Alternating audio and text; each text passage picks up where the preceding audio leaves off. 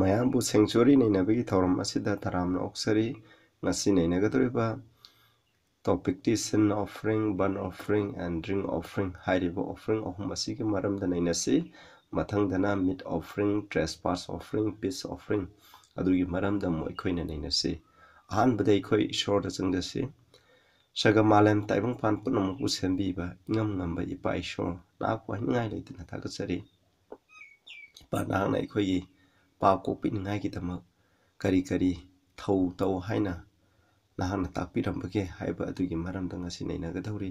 ꯍꯥꯏꯔꯤꯕ ꯊꯧꯁꯤꯡ ꯑꯗꯣ ꯍꯧꯖꯤꯛꯇꯤ ꯑꯩꯈꯣꯏꯅ ꯇꯧꯕ ꯗꯔꯀꯥꯔ ꯂꯩꯇꯔꯦ. ꯑꯗꯣ ꯃꯁꯤꯒꯤ ꯁꯤꯝꯕꯣꯂꯤꯖꯝ ꯑꯁꯤ ꯀꯔꯤꯅꯣ ꯍꯥꯏꯕꯁꯤꯒꯤ ꯃꯔꯝꯗ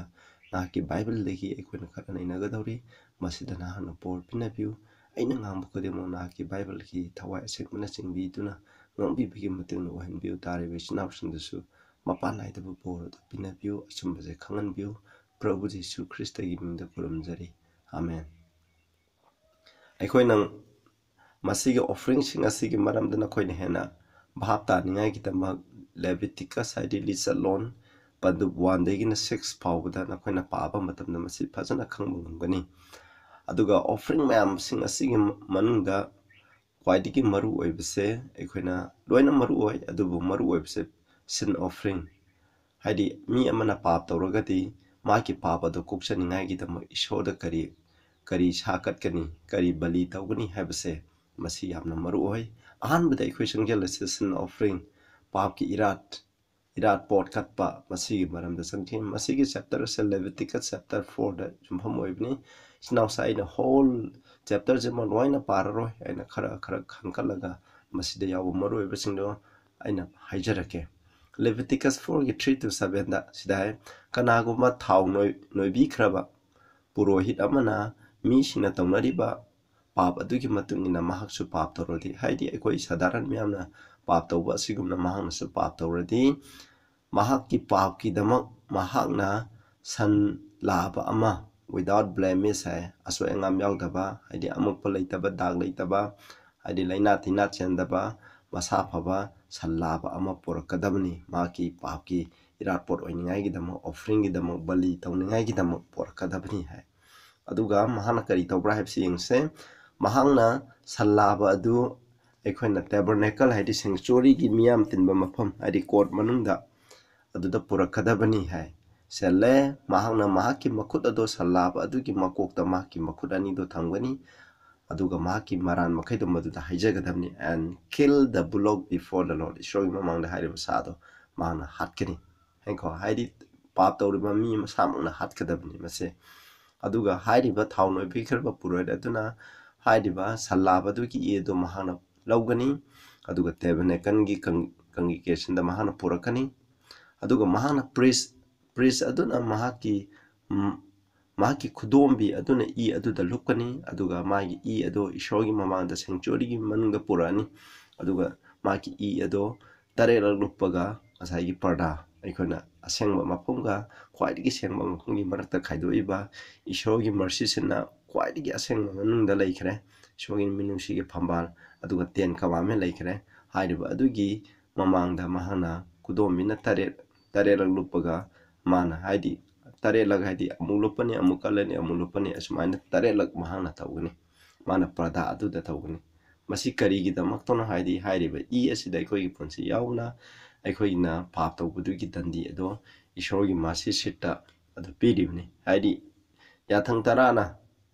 ꯏꯁꯣꯔꯒꯤ ꯋꯥꯏꯟꯒꯤ ꯃꯇꯨꯡꯗ ꯄꯥꯞ ꯇꯧꯕ ꯃꯤꯄꯨꯝ ꯈꯨꯗꯤꯡꯃꯛ ꯁꯤꯒꯗꯕꯅꯤ. ꯍꯥꯏꯕꯗꯤ ꯁꯤꯕ ꯍꯥꯏꯕꯗꯤ ꯃꯥꯒꯤ ꯄꯨꯟꯁꯤ ꯑꯗꯨ ꯗꯔꯀꯥꯔ ꯂꯩ ꯍꯥꯏꯕꯗꯨ ꯂꯧꯋꯦꯕ. ꯃꯗꯨꯒꯤꯗꯃꯛ ꯑꯣꯐꯔꯤꯡ ꯑꯣꯏꯅ ꯑꯗꯨꯃꯥꯏꯅ ꯇꯧꯒꯗꯕꯅꯤ. ꯃꯁꯤꯅꯤꯀꯣ. ꯑꯗꯨꯒ ꯃꯍꯥꯛꯅ ꯏ ꯈꯔꯅ, ꯚꯔꯁ 7-12ꯇ ꯑꯃꯨꯛ ꯌꯦꯡꯁꯤ. ꯃꯍꯥꯛꯅ ꯏ ꯈꯔꯅ ꯉꯁꯥꯏꯒꯤ ꯒꯣꯜꯗꯟ ꯑꯜꯇꯥꯔ, ꯍꯥꯏꯗꯤ ꯑꯩꯈꯣꯏꯅ ꯙꯨꯞ ꯊꯥꯅꯤꯡꯉꯥꯏꯒꯤ ꯑꯜꯇꯥꯔ, ꯃꯥꯒꯤ ꯃꯆꯤ 4 ꯄꯥꯜꯂꯦ ꯍꯥꯏꯔꯤꯕ ꯃꯆꯤꯁꯤꯡ ꯑꯗꯨꯗ ꯏ ꯑꯗꯨ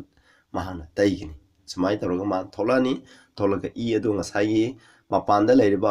ꯑꯜꯇꯥꯔ ꯑꯣꯐ ꯕꯔꯟ ꯑꯣꯐꯔꯤꯡ, ꯍꯥꯏꯗꯤ ꯃꯩ ꯕ꯭ꯔꯥꯖꯟꯒꯤ ꯑꯩꯈꯣꯏꯅ ꯄ꯭ꯔꯤꯊꯥꯏꯅ ꯁꯥꯕ ꯑꯗꯨꯒꯤ ꯃꯈꯣꯡꯗ ꯃꯍꯥꯛꯀꯤ ꯏ ꯑꯗꯨ ꯄꯨꯂꯞ ꯍꯩꯗꯣꯛꯀꯅꯦꯕ. ꯃꯁꯤꯅꯤ ꯍꯥꯏꯔꯤꯕ ꯑꯁꯤꯗ ꯍꯩꯗꯣꯛꯀꯅꯤ. ꯑꯁꯨꯃꯥꯏꯅ ꯇꯧꯗꯅ ꯃꯍꯥꯛꯅ ꯑꯗꯨꯒ ꯂꯦꯝꯍꯧꯔꯤꯕ ꯃꯥꯒꯤ ꯁꯟ ꯑꯁꯤꯕ ꯑꯗꯣ ꯃꯍꯥꯛꯅ ꯍꯥꯏꯔꯤꯕ ꯀꯦꯝ ꯑꯗꯨꯗꯒꯤ ꯄꯨꯊꯣꯛꯑꯅꯤ. ꯑꯁꯦꯡꯕ ꯃꯐꯝ ꯑꯃꯗ ꯃꯍꯥꯛꯁꯦ ꯃꯩ ꯊꯥꯒꯅꯤ. ꯍꯥꯏꯔꯤꯕ ꯑꯁꯦꯡꯕ ꯃꯐꯝ ꯑꯃꯗꯤ ꯀꯩꯅꯣ? ꯃꯈꯣꯏꯒꯤ ꯉꯁꯥꯏꯒꯤ ꯕꯔꯟ ꯑꯣꯐꯔꯤꯡ ꯊꯥꯕꯒꯤ ꯎꯠ ꯃꯈꯩꯗꯣ ꯍꯩꯗꯣꯛꯐꯝ, haidokpham haidi ngasai sanctuary manungda nataba madugi mapanda leiba aseng mafamda madu haidokpham aduda hairiba salaba ado maduda mai thagani sumna mahana mai thagani haibse masini asmai tawduna masi akhona mi gi jat akoi mi gi tha khena bagi matuna mai gi sin offering akhona pa tawbagi offering se masi ju khene akhoni yengba yai purohit kina salaba leire aduga akhona mi tileba haidi church ki natraga congregation isol khuramba mi myam adugi aduna pap tawba taragadi salaba purakadamni masi yengbiroko masi gi chapter je loi pabiro aina samjalaga haijarage aduga sasan tawba nupa amana mana pap tawba taragadi hameng laba ama haidi hameng laba masa ama mahana purakaneba aduga akhoi samsamba kaman mi amana akhoi sadaran gi miyam amana pap tawba taragadi hameng amom ama hameng amom macha natraga yaw amom macha ama mahana purakaneba masini ko akhona pap tawbadi akhoi sadaran miyamna akhona nang aina pap tawba taragadi asigumanse purakaneba hairiba process kudimak tada pap tawriba mi aduna aina pap tawre aina aigi matuina akhona sado khangnaba sado purakani yamna lairaba mi oi taragadi akhona yaw hameng purakpa ngamdaba taradi khunu jura purakani adubu ngamdaba tar adubu khunu jura amabu leinaba paisa leitaba taragadi akhoi me bigi papti kokidaba yade adubu purakpa ngamdaba taragadi akhona hayeng mid offering da tamgani madudi mahana cheng akhona gi hugumba grain je khujo ama purakani adu isor karkani hairibda purohina sagani saraga magi papadu sanctuary manugi aseng mafamda asmaina transfer tawgani masi phawgi thawrang je isona loina lei aina ngamba adugi matungna isona pihale aduna hairiba pap sidagi akhona khangadabadi pap tawruba mi aduna sardo porakani sanctuary manunda porakani aduga maha halani hatpa matamda mana hatringi mawanda maki makut ani do sa adugi makokta thamani maki paki maran makhaidu mongda loina haijalani sa aduna pupi khramni mana pugadaba paki dandi do pukramni mana sigadaba adugi mohta sa aduna sikhrabni asmaina magi ido lorani ido loruga aseng mamfamda sangaga asagi pada aduda mamangda tare lakhikani aduga asagi golden atra haibadi khone du thaba sanagi altar lana pung adugi masi mari da man taini tolani ido ekon ngasai brazil atargi makhongda mapanda haido ani asmai tarwa sadun mapanda aseng phonda mai thara hatkini masi ge process kudi mokche asmaina tawbune haidi ekon habse khona mathangda su ekon yengba yai ko khona masi ge type amsu anti type se ekon yengmena se magi symbolism mase ekon phajana khangi haiba targadi ekon kari tawbune habse ekon yengmena se masi aina pajarake ko nakoi mane yengbyo ekon icham tamna masi ekon sadaran miyamna tawba papse ekon yaw haina khangnare John 1:29 da ekon hoji sa hatuna jaw poraktuna khoi tawbagi darkar laite magi symbolism so ekon yengmena se haibigi dama aina lokachabni kyam marum moy ekoi pap kopi bida masi phajana khangadi ekon arang khobam justification de phajana bhab tabang nganeba sida hai behold the lamb of God which taketh away the sin of the world malem gi papu khiba ishogi homsa adu yengu haibni ekhoina purangli ba sa do sa haidi pap toriba mi aduna puriba sa aduna aina tawruba pap ki dandi do mahana pukhre purakanda asumna satki singchoni manungda ma ki pap ki I ado thangjangi haidi shona pap to wan pung khudima ki punsi darka lai haidi I da khoi ki punsi se yaweba aduna shona I adu darka lai I lawba jiga khoi punsi lawba jiga samane maduni masini khona prabhuna khoi ki dama pap loina pubikhre khona Leviticus 4:3-23-28 ta habi matungna khona katkadruba sa do yamna maru ebdi sin offering da khona katkadruba sa do amot pa leibe ade dang leibe ade leina tina senbe ade mamit sokpa makhong soinaiba amata yade yamna chung phiran chaba yamna mapung phaba leina tina sendaba masa phaba sa do katkadabni maduna tabataradi shona lawbe yaro lawbi roy aduna hairibdi masida pallibasi masina taibdi prabhu masige type haibagi athadi tungda masina kari oigini haina thenduna tapudo duneba anti type hagna magi fulfillment hadi yaw habsina kanano ꯑꯩꯈꯣꯏꯅ ꯄ꯭ꯔꯚꯨ ꯖꯤꯁꯨ ꯈ꯭ꯔꯤꯁꯇꯕꯨ ꯇꯥꯏ ꯌꯥꯎꯅ ꯁꯤꯕ ꯍꯥꯏꯕꯗꯤ ꯀꯩꯅꯣ ꯄ꯭ꯔꯚꯨꯅ ꯄ꯭ꯔꯚꯨꯅ ꯁꯤꯕꯤꯕꯗꯨꯅꯦꯕ ꯑꯦꯟꯇꯤꯇꯥꯏꯞ ꯍꯥꯏꯕꯁꯦ ꯃꯁꯤꯅꯦꯕ ꯃꯥꯒꯤ fulfilment ꯑꯗꯣ ꯑꯗꯨꯅ ꯐꯥꯔꯁ ꯄꯤꯇꯔ 1:19 ꯍꯥꯏꯕꯒꯤ ꯃꯇꯨꯡꯏꯟꯅ ꯖꯤꯁꯨ ꯈ꯭ꯔꯤꯁꯇ ꯑꯁꯦ without blemish and without spot ꯍꯥꯏꯕꯅꯤ ꯗꯥꯛ ꯌꯥꯎꯗꯅ ꯑꯁꯣꯏꯉꯥꯝ ꯌꯥꯎꯗꯅ blemish ꯍꯥꯏꯕꯒꯤ ꯑꯔꯊꯗꯤ ꯄꯥꯞ ꯍꯥꯏꯕꯅꯤ ꯄ꯭ꯔꯚꯨ ꯖꯤꯁꯨ ꯈ꯭ꯔꯤꯁꯇꯒꯤ ꯄꯨꯟꯁꯤꯗ ꯄꯥꯞ ꯃꯆꯦꯠ ꯑꯃꯐꯥꯎ ꯌꯥꯎꯗꯦ ꯑꯗꯨꯅ ꯑꯩꯈꯣꯏ ꯏꯁꯥꯅ ꯏꯁꯥꯒꯤ ꯄꯥꯞꯁꯦ ꯀꯣꯛꯄꯤꯕ ꯉꯝꯃꯣꯏ ꯄꯥꯞ ꯇꯧꯈ꯭ꯔꯕ ꯃꯤꯅ ꯑꯩꯈꯣꯏꯅ ꯗꯥꯛ ꯂꯩꯈ꯭ꯔꯕꯅꯤ ꯄ꯭ꯔꯚꯨꯗꯤ ꯃꯥꯏ ꯄꯨꯟꯁꯤꯗ ꯗꯥꯛ ꯂꯩꯇꯦ ꯑꯗꯨꯅ ꯏꯁꯣꯔꯅ ꯗꯔꯀꯥꯔ ꯂꯩꯕꯗꯤ ꯄꯥꯞ ꯇꯧꯔꯤꯕ ꯃꯤ ꯑꯗꯨꯃꯛꯀꯤ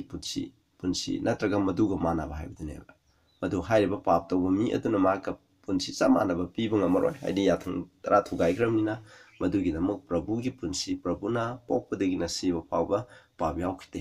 ꯄꯥꯞ ꯇꯧꯈꯤꯗꯦ ꯑꯗꯨꯅ ꯍꯥꯏꯔꯤꯕ ꯑꯗꯨꯕꯨ ꯈꯪꯅꯩ ꯃꯁꯤꯅꯤꯀꯣ ꯑꯩꯈꯣꯏꯅ ꯍꯥꯏꯗꯤ ꯄꯥꯞ ꯌꯥꯎꯔꯒꯗꯤ ꯑꯩꯈꯣꯏ ꯀꯟꯕꯤꯕ ꯉꯝꯃꯔꯣꯏꯕ ꯃꯁꯤ ꯑꯩꯈꯣꯏꯅ ꯄꯥꯞ ꯇꯧꯗꯨꯅ ꯂꯩꯔꯒꯗꯤ ꯏꯁꯣꯔꯅ ꯑꯩꯈꯣꯏꯕꯨꯁꯨ ꯀꯟꯕꯤꯕ ꯉꯝꯃꯣꯏ ꯑꯗꯨꯒ ꯂꯦꯚꯤꯇꯤꯀꯁ 4:4-14 ꯍꯥꯏ ꯍꯥꯏꯔꯤꯕ ꯑꯣꯐꯔꯤꯡ ꯑꯁꯦ ꯁꯦꯡꯆꯨꯔꯤꯒꯤ ꯗꯣꯔ ꯊꯣꯡꯖꯤꯟꯗ ꯍꯥꯏꯗꯤ ꯕ꯭ꯔꯥꯖꯜ ꯑꯇꯥꯔ ꯂꯩꯕꯗꯣ ꯃꯗꯨꯗ ꯃꯈꯣꯏꯅ ꯑꯗꯨꯗ ꯄꯨꯔꯛꯀꯅꯤ ꯍꯥꯏꯀꯣ ꯑꯩ ꯄꯤꯛꯆꯔꯗ ꯌꯦꯡꯕꯤꯌꯨ ꯍꯤꯕ꯭ꯔꯨꯒꯤ 4:15-16 ꯍꯥꯏꯕꯒꯤ ꯃꯇꯨꯡꯏꯟꯅꯁꯨ ꯑꯩꯈꯣꯏꯁꯨ ꯏꯁꯣꯔꯒꯤ ꯁꯤꯡꯍꯥꯁꯟ ꯊꯧꯖꯥꯟꯒꯤ ꯁꯤꯡꯍꯥꯁꯟ ꯑꯗꯨꯒꯤ ꯃꯄꯥꯡꯗ ꯊꯧꯅꯥ ꯐꯅ ꯂꯥꯛꯆꯩ ꯍꯥꯏꯗꯤ ꯑꯩꯈꯣꯏꯅ ꯏꯁꯣꯔꯗꯒꯤ ꯊꯧꯖꯥꯟ ꯑꯃꯁꯨꯡ ꯑꯩꯈꯣꯏꯅ ꯗꯔꯀꯥꯔ ꯂꯩꯕ ꯃꯇꯝꯗ ꯃꯇꯦꯡ ꯑꯗꯨ ꯐꯪꯅꯤꯡꯉꯥꯏꯒꯤꯗꯃꯛ ꯍꯥꯏꯕꯅꯤ ꯍꯥꯏꯔꯤꯕ ꯄꯣꯔꯛꯏꯗꯨ ꯍꯥꯏꯔꯤꯕ ꯄꯥꯄꯤ ꯑꯗꯨꯅ ꯁꯥ ꯄꯣꯔꯛꯏꯗꯨ ꯀꯩꯅꯣ ꯏꯁꯣꯔꯗꯒꯤ ꯀꯣꯛꯄꯤꯕ ꯐꯪꯅꯤꯡꯉꯥꯏꯒꯤꯗꯃꯛꯅꯦꯕ ꯍꯧꯖꯤꯛ ꯑꯩꯈꯣꯏꯅ ꯏꯁꯣꯔꯗꯒꯤ ꯀꯣꯛꯄꯤꯕ ꯐꯪꯅꯤꯡꯉꯥꯏ ꯑꯩꯅ ꯄꯥꯞ ꯇꯧꯔꯦ ꯏꯁꯣꯔꯗꯒꯤ ꯀꯣꯛꯄꯤꯕ ꯐꯪꯅꯤꯡꯉꯥꯏꯒꯤ ꯑꯃꯠꯇ ꯉꯥꯏꯔꯤꯕ ꯄꯥꯝꯕꯩꯗꯤ ꯏꯁꯣꯔꯒꯤ ꯁꯤꯡꯍꯥꯁꯟ ꯃꯅꯥꯛꯇ ꯑꯩꯈꯣꯏꯅ ꯄ꯭ꯔꯊꯅꯥꯒ ꯂꯣꯏꯅꯅ ꯆꯪꯉꯛꯄ ꯍꯥꯏꯕꯁꯦ ꯃꯁꯤꯅꯦꯕ ꯑꯗꯨꯒ ꯂꯦꯚꯤꯇꯤꯀꯁ 4 ꯅꯝꯕꯔ 5:17 ꯍꯥꯏꯔꯤꯕ ꯄꯥꯄꯤ ꯑꯗꯨꯅ ꯃꯥꯒꯤ ꯃꯈꯨꯠ ꯑꯗꯣ ꯁꯥ ꯑꯗꯨꯒꯤ ꯃꯀꯣꯛꯇ ꯊꯝꯃꯒ ꯃꯥꯒꯤ ꯄꯥꯞ ꯑꯗꯨ ꯌꯥꯁꯔꯅꯤ ꯃꯥꯒꯤ ꯄꯥꯞ ꯑꯗꯨ ꯂꯣꯏꯅ ꯍꯥꯏꯖꯕꯤꯔꯅꯦꯕ ꯃꯁꯤꯒꯤ ꯁꯤꯝꯕꯣꯂꯤꯖꯝꯗꯤ ꯍꯧꯖꯤꯛꯇꯤ ꯑꯩꯈꯣꯏꯅ ꯃꯁꯤ ꯇꯧꯕꯒꯤ ꯗꯔꯀꯥꯔ ꯂꯩꯇ꯭ꯔꯦ ꯃꯁꯤ ꯍꯧꯖꯤꯛꯇꯤ ꯑꯩꯈꯣꯏꯅ ꯄ꯭ꯔꯚꯨ ꯖꯤꯁꯨ ꯈ꯭ꯔꯤꯁꯇꯉꯣꯟꯗ ꯑꯩꯈꯣꯏꯒꯤ ꯄꯥꯞ ꯍꯥꯏꯖꯔꯛꯀꯅꯦꯕ John 1:9 ꯑꯩꯈꯣꯏꯅ ꯑꯩꯈꯣꯏꯒꯤ ꯄꯥꯞꯁꯤꯡ ꯍꯥꯏꯗꯣꯛꯆꯔꯕꯗꯤ ꯃꯍꯥꯛꯅ ꯑꯩꯈꯣꯏꯒꯤ ꯄꯥꯞꯁꯤꯡ ꯑꯗꯣ ꯀꯣꯛꯄꯤ ꯃꯍꯥꯛꯇꯤ ꯙꯔꯃ ꯆꯦꯜꯂꯤ ꯃꯍꯥꯛꯇꯤ ꯊꯥꯖꯕ ꯌꯥꯏ ꯃꯍꯥꯛꯅ ꯑꯩꯈꯣꯏꯒꯤ ꯄꯥꯞ ꯑꯗꯨ ꯀꯣꯛꯄꯤ ꯍꯥꯏꯕꯅꯤ ꯐꯠꯇꯕ ꯈꯨꯗꯤꯡꯃꯛ ꯑꯗꯨꯒꯤ ꯁꯦꯡꯗꯣꯛꯄꯤ ꯍꯥꯏꯕꯅꯤ ꯑꯗꯨꯅꯤ ꯑꯩꯈꯣꯏꯅ ꯄꯥꯞ ꯍꯥꯏꯖꯕ ꯑꯗꯨ ꯑꯩꯈꯣꯏꯒꯤ ꯄꯥꯞ ꯃꯈꯩꯗꯨ ꯀꯅꯥꯗ ꯄ꯭ꯔꯚꯨꯗ ꯊꯪꯈ꯭ꯔꯕꯅꯦꯕ ꯃꯁꯤ ꯑꯩꯈꯣꯏꯅ ꯀꯥꯎꯕ ꯌꯥꯗꯦꯀꯣ ꯃꯁꯤ ꯑꯩꯈꯣꯏꯅ ꯇꯧꯗꯕ ꯌꯥꯗ꯭ꯔꯕ ꯏꯊꯧꯅꯤ 4:29 ꯃꯇꯨꯡꯗ ꯍꯥꯏꯔꯤꯕ ꯄꯥꯄꯤ ꯑꯗꯨꯅ ꯉꯁꯥꯏꯒꯤ ꯁꯤꯟ ꯑꯣꯐꯔꯤꯡ ꯑꯗꯣ ꯌꯥꯎ ꯅꯠꯇ꯭ꯔꯒ ꯁꯥ ꯑꯗꯣ ꯃꯍꯥꯛꯅ ꯍꯥꯠꯀꯅꯤ ꯑꯗꯨꯒ ꯃꯍꯥꯛꯅ ꯃꯍꯥꯛꯀꯤ ꯃꯈꯨꯠꯃꯛꯅ ꯍꯥꯏꯔꯤꯕ ꯑꯗꯨꯒꯤ ꯄꯨꯟꯁꯤ ꯑꯗꯨ ꯂꯧꯒꯅꯦꯕ ꯃꯁꯤꯀꯣ ꯑꯁꯨꯃꯥꯏꯅ ꯇꯧꯗꯨꯅ ꯄ꯭ꯔꯚꯨ ꯑꯩꯈꯣꯏꯅ ꯄꯥꯞ ꯇꯧꯕ ꯈꯨꯗꯤꯡꯒꯤ ꯌꯥꯎ ꯑꯃ ꯄꯨꯔꯛꯑꯦ ꯌꯥꯎꯗꯣ ꯍꯥꯠꯂꯦꯕ ꯑꯗꯨꯅ ꯌꯥꯎ ꯍꯥꯏꯕꯗꯨꯅ ꯄ꯭ꯔꯚꯨ ꯖꯤꯁꯨ ꯈ꯭ꯔꯤꯁꯇꯕꯨ ꯈꯪꯅꯩ ꯑꯗꯨꯅ ꯑꯩꯈꯣꯏꯅ ꯄꯥꯞ ꯇꯧꯕ ꯃꯇꯝꯗ ꯀꯅꯥꯕꯨ ꯍꯥꯠꯂꯦ ꯄ꯭ꯔꯚꯨ ꯖꯤꯁꯨ ꯈ꯭ꯔꯤꯁꯇꯕꯨ ꯑꯩꯈꯣꯏꯅ ꯍꯥꯠꯄꯅꯤ ꯑꯩꯈꯣꯏꯅ ꯖꯤꯍꯨꯗꯤꯁꯤꯡꯅ ꯄ꯭ꯔꯚꯨ ꯖꯤꯁꯨ ꯍꯥꯠꯄ ꯅꯠꯇꯦ ꯄꯥꯞ ꯇꯧꯔꯝꯗ꯭ꯔꯕ ꯇꯥꯏꯕꯪ ꯃꯤꯑꯣꯏꯕꯅ ꯄꯥꯞ ꯇꯧꯔꯝꯗꯕ ꯄ꯭ꯔꯚꯨ ꯖꯤꯁꯨ ꯁꯤꯔꯝꯃꯣꯏ ꯃꯁꯤꯒꯤꯗꯃꯛꯇꯅꯤ ꯑꯩꯈꯣꯏ ꯏꯆꯤꯟꯅꯥꯎꯁꯤꯡ ꯑꯥꯏꯖꯥ 53:10 ꯍꯥꯏꯁꯦ ꯈ꯭ꯔꯤꯁꯇꯅ ꯑꯩꯈꯣꯏꯒꯤꯗꯃꯛ ꯄꯥꯞꯀꯤ ꯑꯣꯐꯔꯤꯡ ꯏꯔꯥꯄꯣꯠ ꯕꯂꯤ ꯑꯣꯏꯅ ꯃꯍꯥꯛꯅ ꯑꯣꯏꯈꯤ ꯑꯗꯨꯅ ꯑꯁꯨꯃꯥꯏꯅ ꯇꯧꯗꯨꯅ ꯃꯔꯥꯜ ꯂꯩꯕ ꯃꯤꯁꯤꯡ ꯑꯗꯨꯅ ꯀ꯭ꯔꯣꯁꯇꯀꯣ ꯍꯥꯏꯗꯤ ꯀ꯭ꯔꯤꯃꯤꯅꯦꯜꯁꯤꯡ ꯑꯗꯨꯅ ꯑꯋꯥꯕ ꯐꯪꯉꯤ ꯑꯗꯨꯕꯨ ꯄ꯭ꯔꯚꯨ ꯖꯤꯁꯨ ꯈ꯭ꯔꯤꯁꯇꯅ ꯑꯩꯈꯣꯏꯒꯤꯗꯃꯛ ꯁꯤꯕꯤꯈꯤꯕ ꯃꯤꯅ ꯑꯩꯈꯣꯏꯒꯤ ꯄꯥꯞꯀꯤ ꯄꯣꯠꯂꯨꯝ ꯑꯗꯨ ꯃꯍꯥꯛꯅ ꯐꯪꯈꯤꯕꯅꯦꯕ ꯗꯟꯗꯤ ꯂꯩꯕ ꯍꯥꯏꯗꯤ ꯊꯥꯏꯅ ꯃꯃꯥꯡꯗ ꯔꯣꯝꯒꯤ ꯃꯇꯝꯗ ꯄꯥꯄꯤꯁꯤꯡ ꯑꯗꯨ ꯀ꯭ꯔꯣꯁꯇ ꯄꯥꯡꯊꯤꯡꯗꯨꯅ ꯍꯥꯞꯄꯅꯤ ꯃꯥꯒꯤ ꯃꯔꯥꯟꯒꯤꯗꯃꯛ ꯐꯪꯕꯅꯤ ꯑꯗꯨꯕꯨ ꯄ꯭ꯔꯚꯨꯅ ꯀ꯭ꯔꯣꯁꯇ ꯄꯥꯡꯊꯤꯡꯗꯨꯅ ꯁꯤꯕꯗꯤ ꯃꯍꯥꯛꯀꯤ ꯃꯔꯥꯟꯒꯤꯗꯃꯛ ꯅꯠꯇꯦ ꯅꯪ ꯑꯩꯅ ꯇꯧꯈꯤꯕ ꯄꯥꯞ ꯑꯗꯨꯒꯤ ꯃꯔꯥꯟꯅꯤ ꯂꯦꯚꯤꯇꯤꯀꯁ 4:5-17 ꯍꯥꯏ ꯑꯗꯨꯒ ꯑꯣꯐꯔꯤꯡ ꯈꯔꯗꯗꯤ ꯍꯥꯏꯔꯤꯕ ꯏ ꯑꯗꯣ ꯁꯦꯡꯆꯨꯔꯤ ꯃꯅꯨꯡꯗ ꯄꯣꯔꯛꯑꯦ ꯑꯗꯨꯒ ꯉꯁꯥꯏ ꯄꯔꯗꯥ ꯑꯗꯨꯒꯤ ꯃꯃꯥꯡꯗ ꯈꯤꯛꯏ ꯍꯥꯏꯕꯅꯤ ꯃꯁꯤꯒꯤ ꯑꯥꯔꯊꯗꯤ ꯀꯔꯤꯅꯣ ꯍꯥꯏꯕ ꯃꯇꯝꯗ ꯁꯔꯒꯒꯤ ꯑꯣꯏꯕ ꯁꯦꯡꯆꯨꯔꯤ ꯂꯩ ꯁꯔꯒꯒꯤ ꯁꯦꯡꯆꯨꯔꯤ ꯑꯗꯨꯗ ꯑꯩꯈꯣꯏꯅ ꯇꯧꯈꯤꯕ ꯄꯥꯞꯀꯤ ꯗꯟꯗꯤꯒꯤ ꯏ ꯀꯃꯥꯏꯅ ꯈꯤꯛꯀꯅꯤ ꯃꯁꯤꯒꯤ ꯑꯃꯠꯇ ꯉꯥꯏꯔꯕ ꯎꯄꯥꯏꯗꯤ Hebrew 9:12 by his own blood ꯄ꯭ꯔꯚꯨ ꯖꯤꯁꯨ ꯈ꯭ꯔꯤꯁꯇ ꯃꯁꯥꯃꯛꯀꯤ ꯏꯅ he the Christ enter in once into the holy place ꯑꯁꯦꯡꯕ ꯃꯐꯝ ꯑꯗꯨꯗ ꯑꯃꯨꯛꯇꯪ ꯆꯪꯈꯤ having it obtain eternal redemption for us ꯑꯩꯈꯣꯏꯒꯤꯗꯃꯛ ꯂꯣꯝꯕ ꯅꯥꯏꯗꯕ ꯔꯥꯡ ꯈꯨꯕꯝꯗ ꯐꯪꯅꯤꯡꯉꯥꯏꯒꯤꯗꯃꯛ ꯆꯠꯈꯤꯕ ꯆꯞ ꯃꯥꯟꯅꯩ ꯑꯥꯔꯂꯤ ꯁꯦꯡꯆꯨꯔꯤꯗ ꯉꯁꯥꯏꯒꯤ ꯏ ꯑꯗꯨꯅ ꯑꯁꯦꯡꯕ ꯈ꯭ꯋꯥꯏꯗꯒꯤ ꯁꯦꯡꯕ ꯃꯐꯝꯗ ꯏ ꯑꯗꯣ ꯑꯩꯈꯣꯏꯒꯤ ꯄꯨꯟꯁꯤ ꯑꯗꯣ ꯏ ꯑꯗꯣ ꯇ꯭ꯔꯥꯟꯁꯐꯔ ꯇꯧꯕꯒꯨꯝꯅ ꯄ꯭ꯔꯚꯨꯅ ꯁꯤꯔꯒ ꯃꯥꯅ ꯁꯔꯒꯗ ꯀꯥꯔꯕ ꯃꯇꯨꯡꯗ ꯏꯁꯣꯔ ꯑꯁꯦꯡꯕ ꯃꯐꯝꯗ ꯆꯪꯉꯒ ꯃꯁꯥꯃꯛꯀꯤ ꯏ ꯇꯥꯕꯤꯈꯤꯕ ꯏ ꯑꯗꯨ ꯑꯩꯈꯣꯏꯅ ꯏꯁꯣꯔꯒꯤ ꯃꯃꯥꯡꯗ ꯃꯥꯅ ꯀꯠꯂꯒ ꯑꯁꯨꯃꯥꯏꯅ ꯇꯧꯗꯅ ꯏꯁꯣꯔ ꯑꯗꯨ ꯍꯥꯏꯖꯔꯤꯕꯅꯤ ꯑꯗꯨ ꯃꯁꯥꯃꯛꯀꯤ ꯏꯅ ꯍꯥꯏꯔꯤꯁꯦ ꯃꯁꯤꯃꯛꯅꯤꯀꯣ ꯃꯁꯤꯒꯤ ꯃꯄꯥꯅ ꯑꯩꯈꯣꯏꯒꯤ ꯄꯥꯞ ꯑꯗꯨ pa copy bi thaba ado phangni bani chinapsa masi aikoina kawkumsi asini kwatigi maru oidibse amu yengsi ko aikoina Leviticus 10 gi 16 to 18 da yemo matan haideba ado aikoina sanctuary manungda pudaba matamdadi aikoina ngasai sadong ado aikoi hairiba sin offering gi haksang gi sadong khara do purohina sarani sara kan mana aseng phum sangane ma ki papa do purohit aduna purane ba hangko masi aikoina iniquity congregation atra mi adugi papa do ngai purode aduna puraga satkane masina first Peter 2 gi 24 da masi du samane kristna asamang na ko aikoi gi papa do ma ki haksang da mana pukiba aikoi masini aikoi papas pap to thado laga aikoi dharma semba punsi pingai dama mangonda phangi ba sai pu duna aikoi ka na ba phangale masini prabhu masamang na aikoi gi pap do ma ki haksang da pu duna sakhrabni kya da phaja khraba symbolism ni sinapsa masini aikoi na pap copy ni ngai gi dama masi khangbai darkar lai haibse adu Leviticus 4 gi 31 dei aikoi na amu yengba yai yengba matan da mana sumna hairi ko papi masamang na hairiba sa adu da yawba masai sin offering da yawriba magi pet matong makai do mana loina lathokane ba hatpa matam da i do takrani matong makai do lathokane hairiba pet asina symbolize da uribse papu khne ba adune ne aikoina sa sa ba matam da i ga pet ka sa ba yade harise ishona ko masi pam ne haji pet haibsi kari gi symbol na aikoina pap ki symbol ne ba masi chamane aduna Isaiah 1 gi 16 da su hai ko aikoina aikoi gi pap hau ki ba pap sing ado haidok chabada natana aikoi isada la aikoi gi thamoi do masina thijan gadabane ba aikoi da leiba fataba makai do thadok kadabane pap sing ado thadok kadabane ba masai gi sa du da yariba phet do ma masa ma ki mukuna lokto eba koina sa du yawo phet makai do masa ma na lokto papi aina pa torogadi aina lothokane masiga athadi aikoina pap to haidok charba matungda aikoina prabhu da aikoi gi pap to haidok charaga aikoi gi pap copy ba khak natte ba adugi matungda nanga igi punsida tawriba fataba pap do prabhu Jesu Christ igi mapana ma ki thaujan gi mapana sengdok padu darkar laireba masini ko ai huran me ai huralamba mi amoina ai prabhu da thajaraga ai prabhu da change aduga ai adum prabhu da lawsalaba matungda thajaraba matungda ai huran mi ama adum oina ai siba yaroiba kristan natte doidi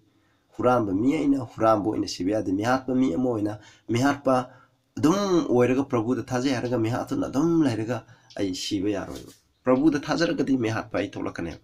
lai muti lalam do ai lai muti lal haroiba kanai mapana prabhu gi mapan masi singdokpa masi gi thabak se isha gi thabuk ne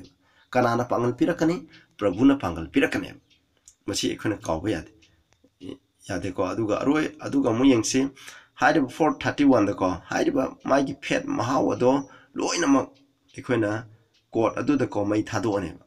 smai tawdana masi gi athadi ekhona Malachi 4 gi 1 to 3 da aroiba matamda pap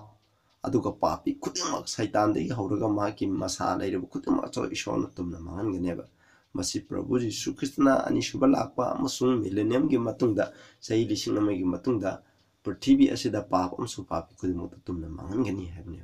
phet mai thara mangan bi yathadi masineba nang aisu adugumba aigi punsida pap tawduna lairaba adoi thadi hujik matam lairi prabhu ngona changjara prabhu gi pangana thaujangi mapana pap thadok kadamani adu natragadi ekhoi chu mai chapde yawgani aduga hairiba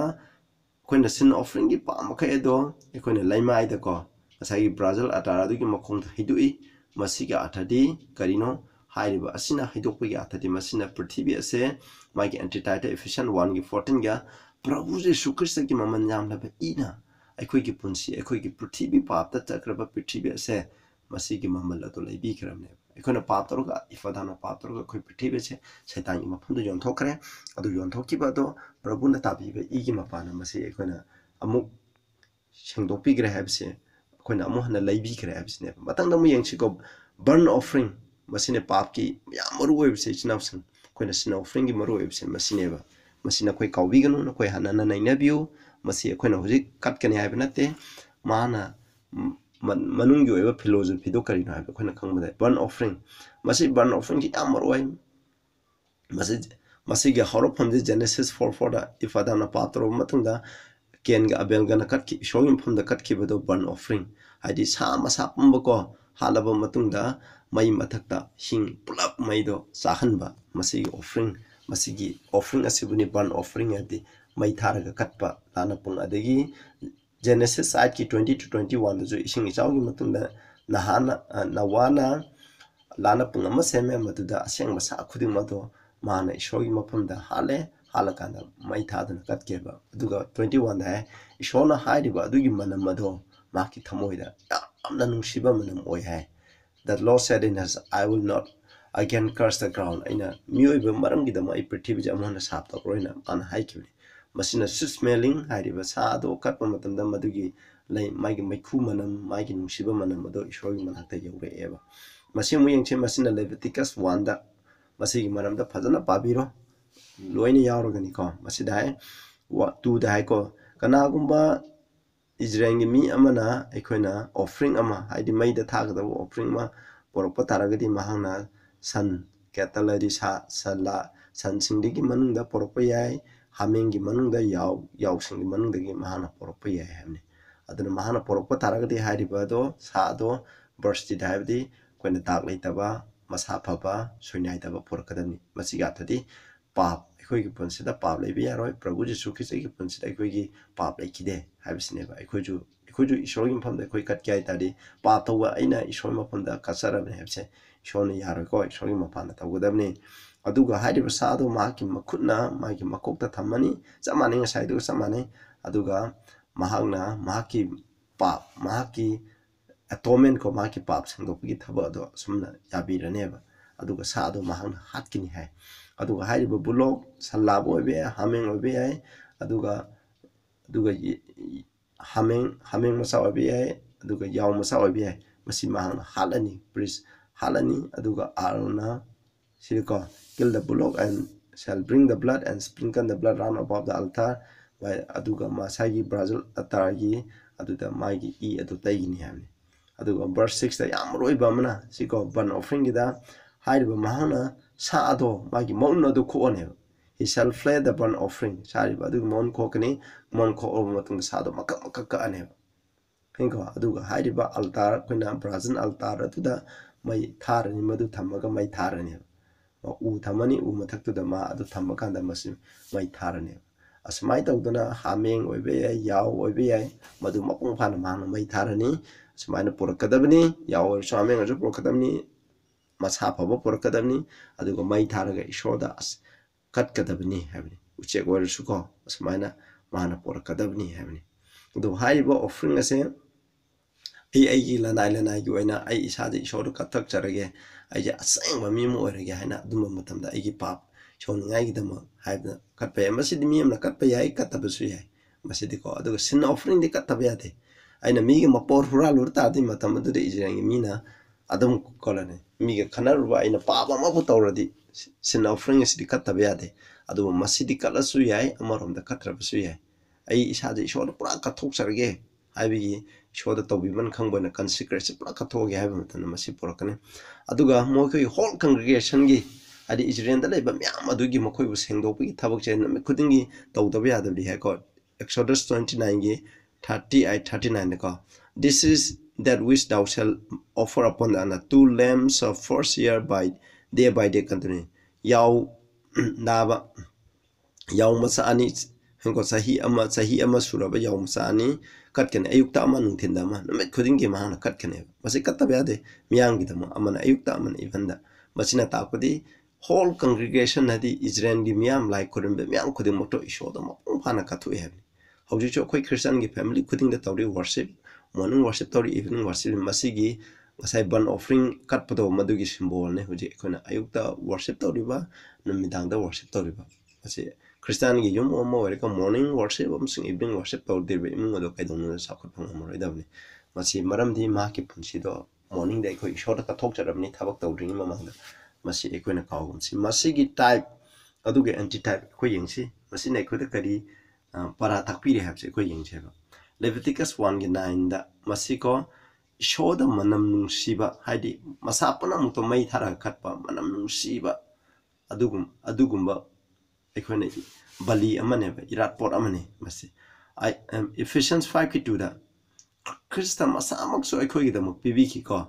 an offering and a sacrifice to God for us sweet smelling savor haje yamna manam nungsiba mahau senba manam senba bali amoina Krista masamakso aikoigidamuk kapiki hinko Krista nasu katki aiko isamakso hoji aikoju katkadamni kamai katkani hojiti aikoina pap yaudana ko Exodus 28:38-43 da ishona magi mission ase ban offering katpa matamda ishona magi mission ga unai aduga mahangna leibiba adugi mapana mission ge mapung phana sengdokpi makhoi phattaba adu de sengdokpi asmai tawdana Hebrew 10 ge 8-9 da we are sanctified through the offering of the body of Jesus Christ once for all aikoina Prabhu Jesu Christ ge masa se amutang aikoi myam gi dama katpi duna aikoi bu sengdokpi kadidagi pap dagi sengdokpi Prabhu ne sibikra aikona Krishna moira Prabhu da thadra aikoi pap tawdan leina yade koi snapsing masi atopa denomination mi kamrom takpiri Prabhu da thadra gadi pap tor ko su adum laigidam ne yathangak paju darka laite haiba mi sing lai ko madu yade ai Prabhu da thajaba mi oi taragadi ai ishana Prabhu na pibi ai pangana de pap thadok pangamoi ai ishana koi ishana janjai Ishagi pangana yathangak pangamoi punamo kanai mapana Prabhu gi mapana ngak oirakani haipse ekhona kawbum simasini ko adugo Leviticus 1 gi 2-9 13-17 da haiba masa punam ase altar aduda haidi Brazil gi altar pitrai gi altar aduda punam tumna ut ondribo mai thado oneba adugo masi amna manam nungsiba ma manam amo ina ishoi mapunda dup thabado adugumna ishoi mapunda katleba aduna masigi symbolism di Romans 12:1 da hairibse ai maram aduna aina na khoida haisari isinausing na khoida haisari ishorgi thaujan by the mercies of God ishorgi thaujan singi manungsi singi mapana na khoigi hakchang sing ado ahingba asengba ishona yabiba irapot ama oina katu hai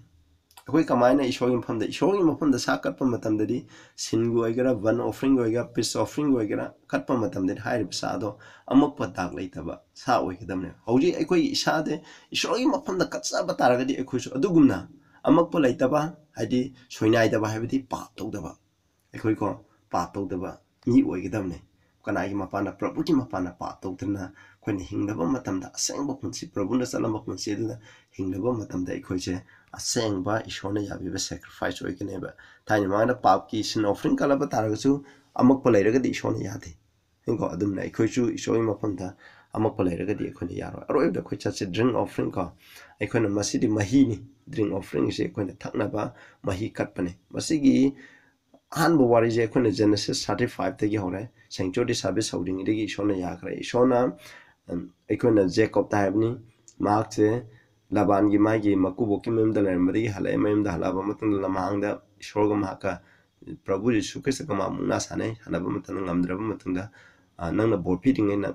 ebu thadok tuna sappa yaro hai adu matamda ishona habni nangi naming Jacob kororoi Jacob adi huran ba namthak to bhaibni nangi Israel korani di ishorgi machan ningthong machan pa koragani habni aduga samai tawduna masa kidamim famda haiba 14 da ko Jacob na haiba famda set up a pillar in that place where Mahakawari Sanam from the pillar of Matamenungi ko even a pillar of stone aduga mahana hide baduda drink offering jeko id show the mana he pour oil thereon aduga thou manam from the hitoram neba thakat pa phungdok pegi ko masini aduga masida number 15 gi 10 da hai ko nang na drink offering por ko taragadi you por kadani hide you adu kana bible gi matang masida pale bija you have the grapes you samni masi grapes you kana lot suffer to bo matam ju Prabhu Jesu Christ gi e symbolize to maduni hide grapes is to por kadani hin ama por kadani hide masi mai thagani burn offering loiner masi mai thagani yamna manam nungsiba sweet savor unto the Lord isho da manam nungsiba dup kumna ko dup ki lainang na masi ohen ga dabani habni aduga Exodus 30:9 da haidiba ase ekona kadaida katpa yaro haiba masi ekona golden altar hadi sanctuary manungda leiba dup thabum mafamdo madudadi masi katpa yaro hai masi Brazil altar da khona mapanda leiba sanctuary gi mapan korya ta leiba aduda katkadamni hai aduga masi ekona ju aise kari gi damakton haiba dana Judges 9:13 haiko hairiba asina which cheer God and man have ishor busu harau hali mi busu harau hali have masiko aduna koina drink offering kalbje koina ishor bu harau naba aduga koi punsi busu ishoda kathok jaba ko haid masai haidok jaba adugum nai koi punsi je ishor mapunda pura kathok sakadam haidok sakadam neba ding offering ge symbol je ishor na koi da thawai aseng ba pibi ba amasung Christian na koi gi da magi thawai kapi budo madugi symbol ne koi jeng se joel 2:28 hai aduna aigi thawai je na koi gi nasan pi nasan pa sing da ina haithagani makoi na tung da thokadaba myam haigani ahal oiba misina mangmangani mang ba di kari thokne abi ishor gi vision do uhangani habi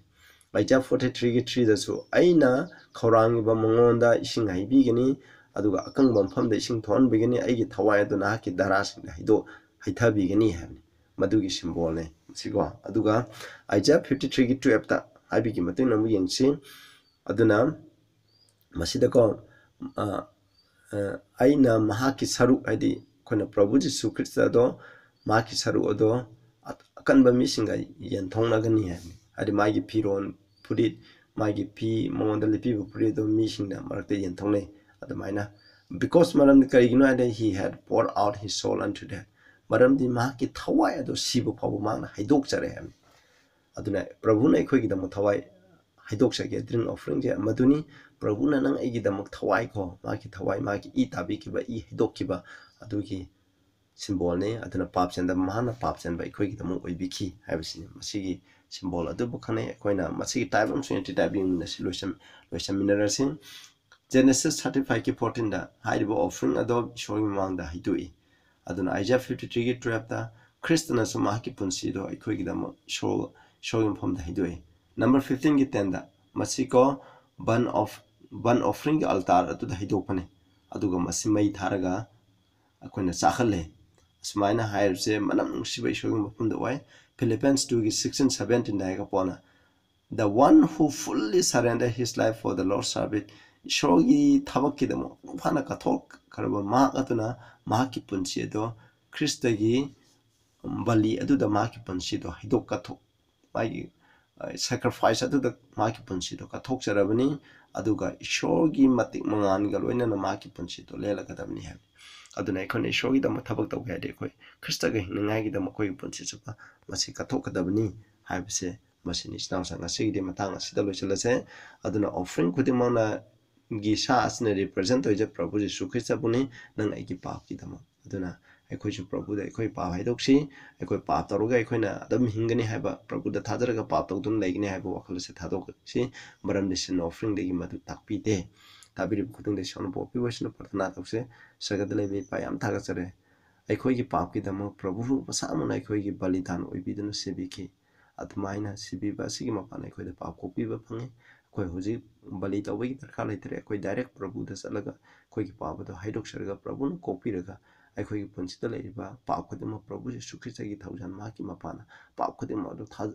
thadok paju mahana namandune koi punchi kan bibani haiba sigi da thaga chare adana tari khuding da su bopina bi Prabhu da konjara amen